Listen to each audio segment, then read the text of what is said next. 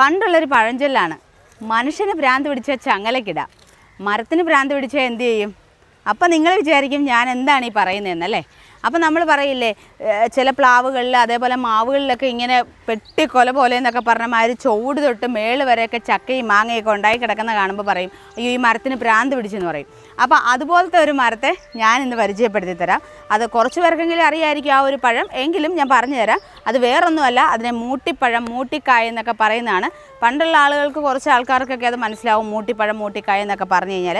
അപ്പോൾ അതിൽ നിറയെ ഇങ്ങനെ കായായിട്ടില്ല, നിറയെ പൂത്ത് കിടക്കുകയാണ് കേട്ടോ. നല്ല ഭംഗിയാണ് കിടക്കുന്ന കാണാനായിട്ട്. ചുവട് തൊട്ട് അങ്ങ് മേള് വരെ അതിൻ്റെ ഓരോ ശിഖരം വരെ ഇങ്ങനെ പൂക്കളാണ്. നല്ല ഭംഗിയാണ് കിടക്കുന്ന കാണാനായിട്ട്. കണ്ടോ, ഇതാണ് ആ ഒരു മരം ഞാൻ പറഞ്ഞത്, മൂട്ടിപ്പഴം അല്ലെങ്കിൽ മൂട്ടിക്കായ എന്നൊക്കെ പറയുന്നതാണ്. ഇത് കണ്ടോ, അതിൻ്റെ പൂക്കളാണ് ഇത് മുഴുവൻ ഉണ്ടായി നിൽക്കുന്നത്. നല്ല ഭംഗിയിലാണ് നിൽക്കുന്നത്. ഇതിൻ്റെ ആ ഒരു പ്രത്യേകത, അല്ലെങ്കിൽ മൂട്ടിപ്പഴം എന്ന് പറയാനല്ല മൂട്ടിക്കായ എന്ന് പറയാനുള്ളൊരു കാരണം തന്നെ ഇതിൽ എന്താണ്, നമ്മൾ സാധാരണ കൊമ്പുകളിലൊക്കെ എങ്ങനെ തൂങ്ങി മാങ്ങയും അതും ഇതുമൊക്കെ ഉണ്ടായി വരുന്നത്. പക്ഷേ ഇതിൻ്റെ പ്രത്യേകത ഇത് തടിയിലാണ്. ഇതിൻ്റെ ചുവട് തൊട്ട് മേള് വരെ തടിയിലായിരിക്കും കായ്കൾ ഉണ്ടാകുന്നത്.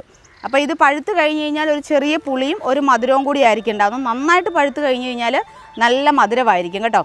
അപ്പോൾ ഇതിനകത്ത് ശരിക്കും പറഞ്ഞാൽ നല്ല കാൽസ്യം, അതേപോലെ തന്നെ വിറ്റാമിൻ സി, അയൺ ഇതെല്ലാം അടങ്ങിയിട്ടുണ്ട്.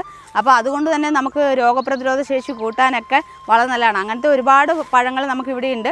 ലെമൺ ഡ്രോപ്പ് മാംഗോസിനുണ്ട്, ബെറാബയുണ്ട്. ഇതൊക്കെ നമുക്ക് പഴമായി കിടക്കുന്നതാണ്. അതൊക്കെ നമ്മൾ നേരത്തെ ഓൾറെഡി വീഡിയോ ചെയ്തിട്ടുള്ളതുമാണ്. അപ്പോൾ ഇതിലിങ്ങനെ നിറയെ പൂക്കൾ കിടക്കുന്ന കണ്ടപ്പോൾ ഈ വീഡിയോ ഒന്ന് നിങ്ങളും ചെയ്തിട്ട് നിങ്ങളെയും കൂടി ഒന്ന് കാണിക്കാമെന്ന് വിചാരിച്ചിട്ടാണ് കേട്ടോ. നമ്മുടെ ഈ മൂട്ടിപ്പഴത്തിൻ്റെ പുറന്തോടുണ്ടല്ലോ, നമ്മൾ ഉൾഭാഗം ഒരു മാംസളമായ ഭാഗം നമുക്ക് കഴിക്കാൻ പറ്റും. ആ ഒരു പുറം ഭാഗം നമുക്ക് അച്ചാറൊക്കെ ഉണ്ടാക്കാനായിട്ടൊക്കെ ഉപയോഗിക്കുന്നതാണ്. അതേപോലെ തന്നെ ഇത് ബക്കൗറിയ കോട്ട്ലെൻസിസ് എന്നാണ് ഇതിൻ്റെ ശാസ്ത്രീയ നാമം വരുന്നത്. അപ്പോൾ അത് പറയുന്നത് നമ്മുടെ തമിഴ്നാട്ടിലുള്ള കുറ്റാലം വനമേഖലയിൽ നിന്നാണ് ഈ സസ്യം ആദ്യമായി കണ്ടെത്തിയത്, ഈ നമ്മുടെ ഈ ഒരു മൂട്ടിപ്പഴം. അപ്പോൾ അതുകൊണ്ടാണ് ബക്കൗറിയ കോട്ട്ലെൻസിസ് എന്നുള്ള കോട്ട്ലെൻസിസ് എന്നുള്ള ആ വേർഡ് വരാനുള്ള കാരണം അതുകൊണ്ടാണെന്നാണ് പറയുന്നത്. നമ്മുടെ പശ്ചിമഘട്ടത്തിലെ കാടുകളിലൊക്കെ താമസിക്കുന്ന കുറച്ച് ആദിവാസി വിഭാഗങ്ങളുണ്ട്. കാണി, പണിയ, കുറിച്യ അങ്ങനെയുള്ള ഗോത്ര വിഭാഗങ്ങളൊക്കെ പണ്ട് കാലം മുതലേ അവരവരുടെ ആഹാരത്തിനും അതേപോലെ തന്നെ മരുന്നിനായിട്ടുമൊക്കെ ഈ ഒരു മൂട്ടിപ്പഴം ഉപയോഗിച്ചിരുന്നതായിട്ട് പറയപ്പെടുന്നുണ്ട്. അതുപോലെ തന്നെ കാട്ടിൽ വേട്ടയ്ക്ക് പോകുന്നവരും വഴിപോക്കരായിട്ടുള്ള ആൾക്കാരും ഒക്കെ അവർക്ക് ദാഹം തീർക്കാനും അതേപോലെ ക്ഷീണം വരുമ്പോൾ ഊർജ്ജം ലഭിക്കാനും ഒക്കെ ആയിട്ട്, കാരണം ഇങ്ങനെയുള്ള പഴവർഗ്ഗത്തിൽ കൂടുതൽ ജലാംശം അടങ്ങിയിട്ടുണ്ട്. അപ്പോൾ അതുകൊണ്ട് തന്നെ അത് കഴിക്കുമ്പോൾ അവർക്ക് ദാഹം കുറയാനും അതേപോലെ തന്നെ ഊർജ്ജം ലഭിക്കാനും ഒക്കെ സഹായിക്കും. അപ്പോൾ അതങ്ങനെയൊക്കെ പണ്ട് കാലങ്ങളിൽ ഉപയോഗിച്ചിരുന്നതായിട്ട് പറയുന്നുണ്ട്.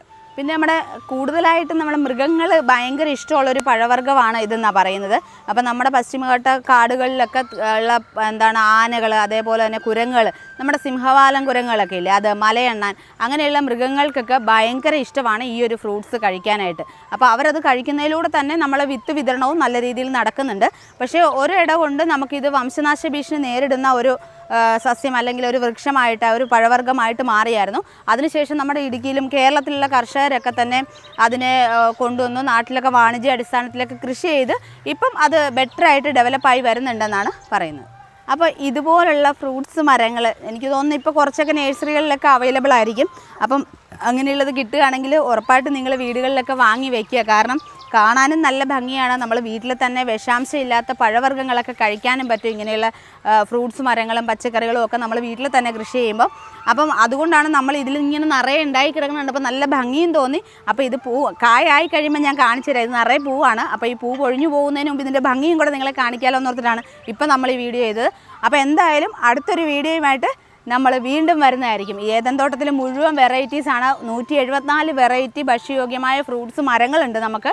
അപ്പോൾ ഇതിലൊക്കെ കായ ഉണ്ടാകുമ്പോൾ ഓരോന്നായിട്ട് ഞങ്ങൾ വീഡിയോസ് നിങ്ങളെ കാണിച്ചു തരാം. അപ്പോൾ എന്തായാലും ഈ വീഡിയോ ഞങ്ങളിവിടെ വൈൻഡപ്പ് ചെയ്യുകയാണ്. അടുത്തൊരു വീഡിയോയുമായിട്ട് വീണ്ടും വരുന്നതായിരിക്കും.